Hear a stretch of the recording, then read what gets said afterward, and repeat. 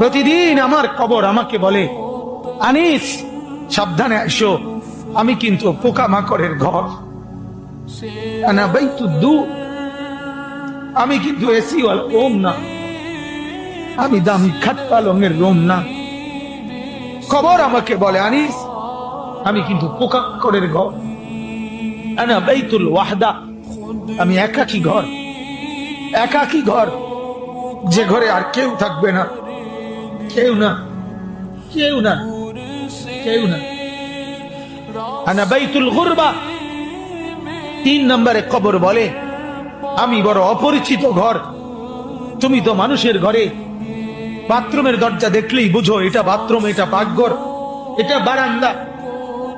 কবর বলে, হে আল্লাহর বান্দা, কবর এসে দেখে কিছুই চিনবা না, ডান বাম কিছুই পাবা না, আমি বড় অপরিচিত ঘর।